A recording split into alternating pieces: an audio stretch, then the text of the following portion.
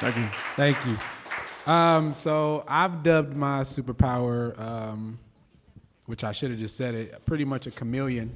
I've learned that I have the ability to go in different settings and adapt to the setting to meet the necessary need to get the conversation done, get the work done.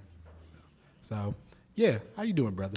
Kick, I'm good. How you doing? I'm blessed, and I've been so excited, literally. In the spirit of hip hop, I'm gonna give you dap in front of all these people. Hey. What's up? I mean, seriously, I've been so excited to actually have this conversation amongst, everyone that's come to visit in locally, but also with you, especially once I found out that, man, finally somebody that mirrors me for real, like in another city. That's real. And it's kind of eerie. Yeah, it's very, it's eerie. And also, Tanya too, like, I feel like we triplets right now. Yeah, for sure. Man, like, speaking in the back, just listening, she's really speaking to my soul, and I'm sure definitely yours. You're both from the same city, so that's really dope. But I'll go ahead and kick it off because I actually have a question right away. I want you to give us your perspective on your community that you serve, but overall your city. Yeah. It's. I think we're at the helm of what I've been calling a silent riot, right? Just really quickly, I left Memphis shortly after high school, ended up in New York, like was mentioned earlier, started my career as a professional producer and engineer at Quad Studios right in Times Square, right in Manhattan. And I had an idea about Memphis when I left that was either Memphis changed or I was proven wrong when I came back. You choose which one.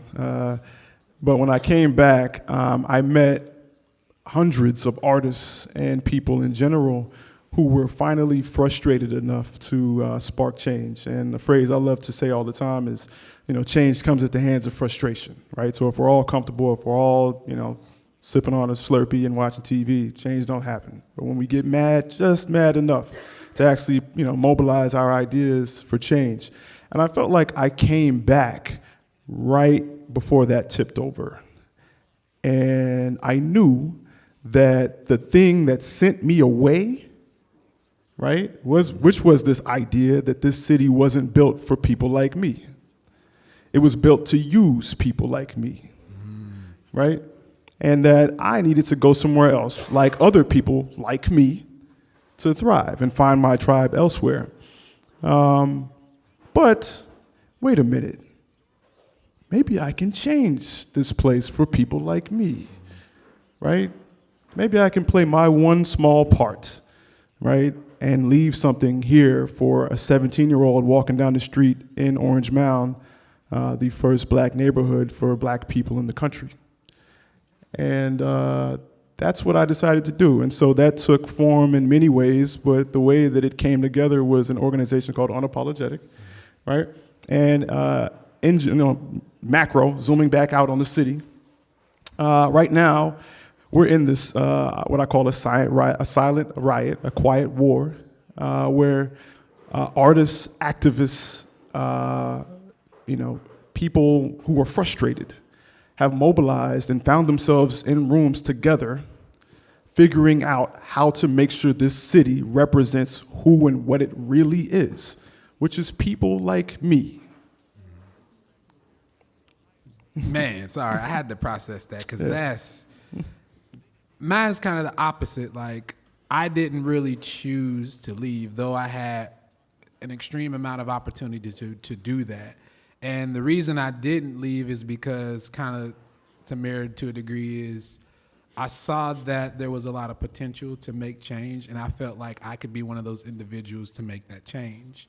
Now, you're doing it. I saw that as a whole. I didn't see that quite racially yet. That kind of came a little later through my work through CMA. And just to give you a little background on myself, which is quite a lot, but I saw a need in my community, and that was an educational need within the music arts sector. And that's why I felt like, Tanya and Damien gave a good segue to kind of start off with, was business. How does a music producer, a songwriter, a musician turn what they do into an actual business, a brand. And I was introduced to People's Liberty through just community folks, literally community folks that I just literally had met, and they said, hey, check these individuals out. You know, you might be able to possibly get some funding to fuel your idea. And I applied once, but it was for the entirely wrong thing and I should say it was for the Globe grant, which is the $15,000 with the storefront or pop-up space, that you would get downstairs.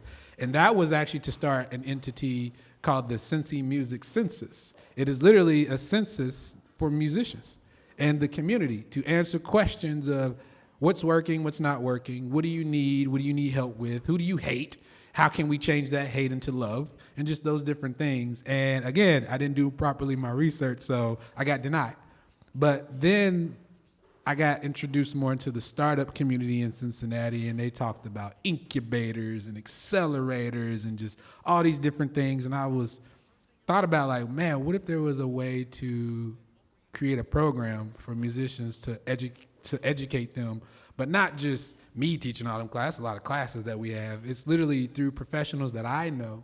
How can I recruit them to come in and turn this into a viable but more sustaining program? And it ended up becoming that. And I come from a background of foster care.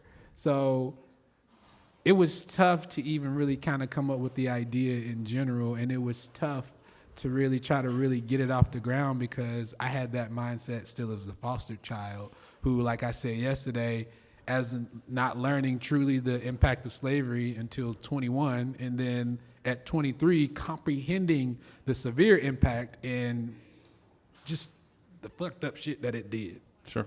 I told you I'm gonna be raw today. Let's do it. And forgive me to my friends, you know me as this individual, and that's me, but to a degree, and I'm gonna try to wrap it up because I'm gonna vent a little bit of frustration during our dialogue. So forgive me in advance. But yeah, I mean, that's literally where I am now. And this organization is literally, I could say organization. The idea has turned into an organization, a nonprofit. That was my battle, was how do I turn this into something to where musicians doesn't feel like someone's leeching off of them, taking their hard-earned money, and make this into something. And I was like, I'm gonna make this a nonprofit. I feel like I could get more support. It truly is a problem, and I'm trying to solve that problem in the community that I serve, which is music. And that's why when I learned more about Unapologetic, I was like, man, that's dope. Like, just the work you're even doing. Yeah. Well, let me ask you this. So, tell me about some of the biggest hurdles to making that happen, right? Let me ask you this. Did people believe you when you had this idea that people could learn and grow and have economy, build a career around music? Was that a hurdle, getting people to believe you? And if not, then what was the biggest hurdle? On one half, I believe it was. On the other half, not so much. It was people kind of understood it once I talked to people about like Austin, Texas, and Nashville, and their music community and ecosystem. And people were like, yeah, you're right. I look around, I see this there and that here. It's like, okay, but the biggest hurdle was getting people to believe that I was going to stick to it, especially as a black man and a foster child, literally. Like, does he have the mental capacity to sustain this? Does he have the mental capacity to stay true to this? And will this end up becoming something to where it ends up being, fucked up? To the degree to where people were like, man, this is a great idea, but you're not running it right. It ended up ultimately becoming the complete opposite. People rallied behind it in a way that I cried for nights even days, just getting emails and getting just verbal but monetary support. Like, wow, I was not expecting it. And then diving deeper into it, more and more people came towards me to say, what else can we do? How can we partner? You know, to Tanya, to answer some questions for Tanya too, it was the fact that she said, you know, how do I help musicians kind of get to these gigs and, help them, like for the Ubers, if they don't always have to catch the bus to get to an opportunity. So I said, well, what if our organization had a vehicle? What if we were able to create some type of channel through what we're doing to help them get to point A to point B and from point B back to point A? Yeah. And we ended up doing that. I asked technically the same people for support in this endeavor, and it worked. And we got a grant for a promotional vehicle for our organization. And that vehicle, literally, a Jeep, you've probably seen it outside, has been outstanding. And I'm gonna tell you a little bit why, and I'm gonna shut up. The reason this vehicle was so impactful for us is the fact that we could help our students in our music community that asked for the help take their instruments and get to a gig. Some of them are far up north and don't have a vehicle, or they rely on their parents' transportation that they borrow to get from point A to point B and back. And they would struggle like, oh man, this isn't really a reliable vehicle, or I don't have enough room for this drum kit, or my buddy or homegirl was supposed to come through and help me get here and I just can't make it, and I just lost money. Mm-hmm. We are now able to help them get to point A to point B and back to point, blah, blah, blah. Yeah. Also, too, something that happened that the individual asked me not to mention them because they're still a little bit embarrassed about it, was the fact that we had a musician that was on the way to a gig during a storm from an area here at Indian Hill. Their vehicle ran off the road. Now, it wasn't damaged severely, but they could still drive it, but I guess something about cell reception, it was weird, but I went with it, and they said, hey, I'm stuck, can you help me get here because I know you have the vehicle? And I said, yeah. Once I got there, I was like, I can get you out of that because we got a Jeep. And I got cables in the car. So we literally hooked it up, got up under, and I kid you not, we towed that vehicle out of the mud and they were able to get to their gig on time. See, this is the kind of help that nobody really talks about. You know what I'm saying? This is the real life help, not the quick little talking points help. Right? This is the stuff that real musicians go through that we don't really get to hear about. So, yeah, the starving artist is real. It is truly real. And through the work that I do, and I see you yourself, we are trying to end that cycle of starving artists. Yeah, I yesterday on the way out, we were here. I picked up your book that you can write in and stuff. And on the back, I saw the hashtag "In Starving Artists," and I was like, man, he took the greatest hashtag ever, bro. I was like, man, I gotta come up with something else, man. You know what I mean? That was dope. That's a good one. I love it, man. I love it. I'm gonna be real. I literally, it's kind of marketing thing I learned through school. Is I searched to see who else was using that hashtag, and it did not have a lot of use at all. There was stuff that was dated from like kind of the beginning of Twitter and Facebook, but no one in not modern day, but currently at the time. Modern day time. No one was using it, so I said, well, what if we used it? Again, we don't own it. I'm not trying to own it. Sure. I'm trying to just rally the support and get more people to use it. Sure. In the cycle of starving artists, hashtag, period. If you out here doing work and you got a gig and it paid you, you posting a picture, hashtag in starving artists. See, I think in Memphis, I would probably get some pushback on that. I legit believe that Memphis loves starving artists. I really believe that. I think that Memphis survives and thrives off of the desperation of a community full of creative people. I think that Memphis loves the fact that someone is going to sound as amazing or as close to amazing as Tanya did earlier, right? And then get $25 at the end of the night because, man, that's $24 more than I had. And then they use that person and their talent to sell what they really want to sell, which is alcohol and hotel rooms. 70% of our tourism comes at the hands of music, right? But musicians are starving artists. And so those are the batteries in the matrix that is Memphis tourism, right? And so to empower the artists in my community, I believe, is to disrupt its current stealth economy, which I can't wait to do. Man, so to pretty much answer the question that we've asked, I do feel like we can change and create a sustainable community through the art of music, and I'm gonna share some tactics, and I would love to find ways that you're making that change in your community as well, and see how we can foster and adopt from each other. Yeah, because that's how I take it. People use the term, I'm stealing that idea. I'm like, nope, I'm adopting it. I feel it. I'm adopting Can I adopt that hashtag? You mind? Oh yeah, man, anytime.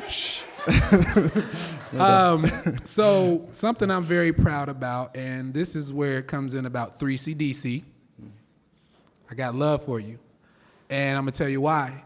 I had an idea, and I said, hey, how do we help musicians? I'm meeting more and more musicians who are starving artists. How can we help them? And a good close friend of mine, Christy, we came together and we brainstormed. The first time we came together, it didn't quite work, mind you. She works at 3CDC too, context for you. Mm-hmm.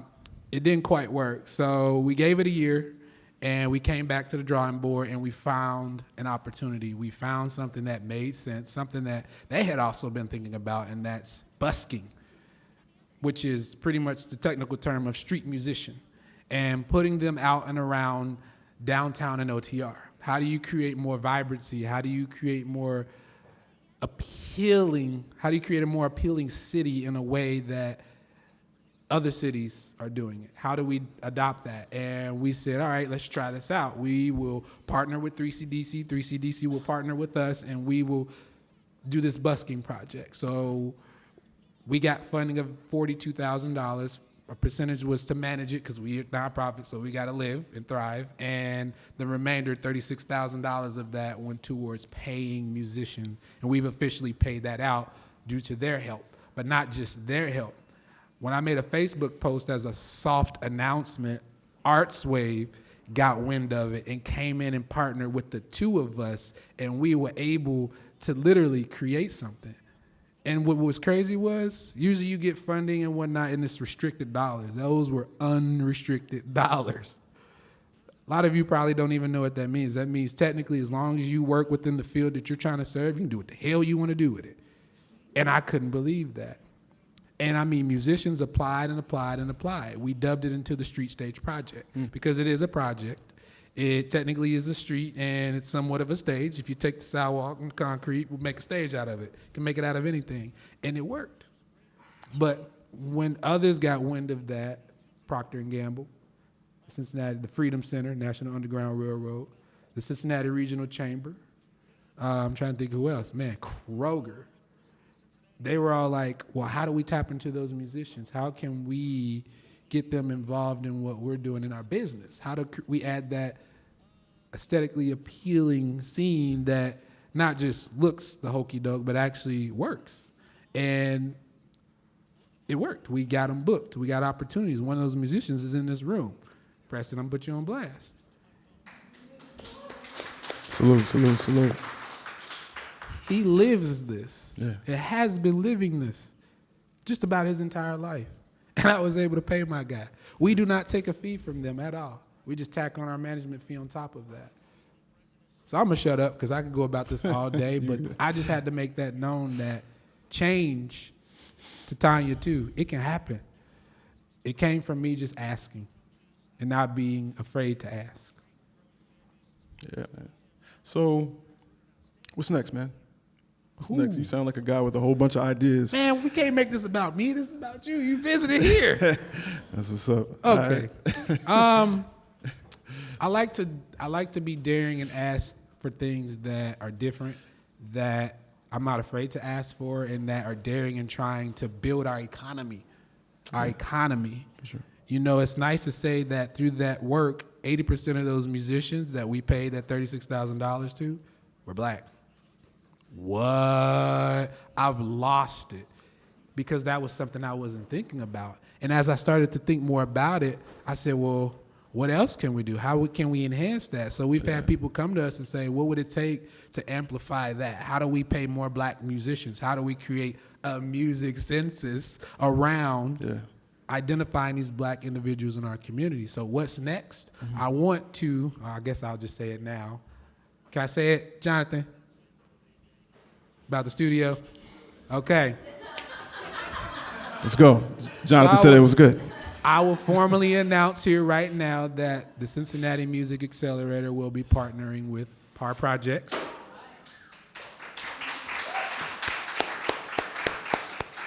And we will be creating a recording studio, building a recording studio that pretty much helps musicians, music creatives, whether you're a songwriter, whether you're a composer, create a viable product that you can sell, that you can market. That is the first step to really other steps to make change. After that, the next step is to create and fundraise for a mobile stage trader that will allow us to go into communities and activate events. Creative placemaking. The Street Stage Project allowed us to enter the realm of creative placemaking. And I didn't know that till somebody said it. Damien, where he gone now, but he was like, man, it's creative placement. I was like, you're right. And I went with it. Yeah. To the point I said, well, what else can we try to get? I would love to make a curriculum, like I told you earlier, about touring on the road. Yeah. How do we take musicians and teach them how to tour and go outside of their market and get opportunities? And then take that knowledge they learned and incorporate that in their communities. And I want to try to apply to get funding to get literally a mobile tour bus. An actual tour bus you would see a Kanye on or Katy Perry traveling around. What if we had that? What if we were able to take that on the road? So that's what's next. That sounds amazing. That sounds quite amazing. I mean, for Unapologetic and for Memphis in general, the last 3 years specifically have been one way or another. That's actually been the hashtag I've been using, one way or another. Has been us, continually disrupting any and all things. When I first got back to Memphis, I would tell people I was a producer, and they would be like, "Oh, okay, cool. What do you do during the day?" Like, I'm a producer, make music, And people were like, "Really?" And then it just really got me thinking, like, man, it's really thrown out there as a joke that you can be creative and that's what you do when you wake up. That has to be the side hobby. And so over the last 3 years, right now, Unapologetic is about 14 deep. So there's about 14 of us at the core of this team. And over the last 3 years, I've gotten about half of them out of their day jobs to work with Unapologetic full time. And so, and if I can say this, and I'm very proud of this, I don't know how long this will be because some really cool things are happening right now, but I've done that all at the hands of just grinding. So I've never been funded, I've never been invested in. I grew up in Orange Mound, and I learned how to make $2, $4, and then $4, $12, and we did that with the music. We made things that I could sell, and then I found out ways to make things that sold themselves over and over again. It created passive income. And then I found ways to build on branding and marketing. You guys are actually very privileged because you get to look at my face. Usually I'm wearing a mask. Yeah. And the mask is a part of that branding and that marketing, right? And so, so that's where we are now. And so we kind of just took things into our own hands. Again, where I am from, there are heavy doubts as to whether or not anybody really wants us to succeed. And I don't mean that on the ground. The people on the ground we get so much love from. So quick question. Sure. Why the mask? Why the mask? Oh, man. Well, let me ask you this. There's many ways to answer that question, but simply put, if I could, all right, we're going to tell this story. Here we go. There's a story behind this. Really quickly, I'm going to try to make it really fast. I was in a recording session with Busta Rhymes. Busta Rhymes, I think he thought I was a rapper because he was on some substances. And I had a big fro and I looked like a rapper. And so he said to me, in order to make it in this industry, he said, first you got to figure out who you are, what you are, and then you got to break the knob turning that up, right? And he said that that's what Q-Tip from A Tribe Called Quest told him. And that was the difference between leaders of the new school, Busta Rhymes, and then woo-ha, Busta Rhymes, was he turned that up, And so I was still in college at the time. I went back to my dorm, and I had no idea what that looked like for me. Whenever I don't know what something looks like for me, I draw.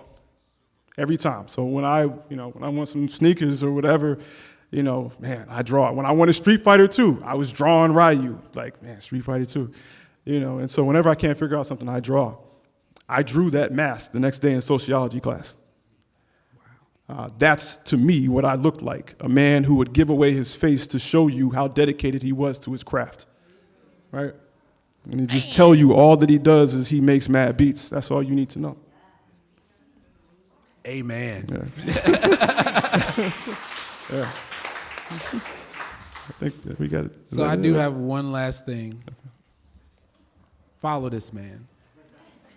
I really mean that. Support this man.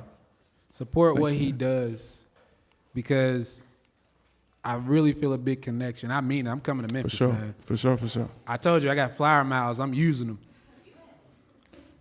Yeah. Also, continue to support the cycle of ending starving artists. And that's just on all sectors, not just music, artistically too. We need it. We love it. We breathe it. It makes change. It brings us all together. It literally unites us more than you all know. I'm sure you've seen a piece of artwork visually that's inspired you. I'm sure you can name a song right this second that got you out of bed in that moment if you were just down and out and you couldn't move. That song got you out of there. Just continue to support that, please. Thank you. Thank you.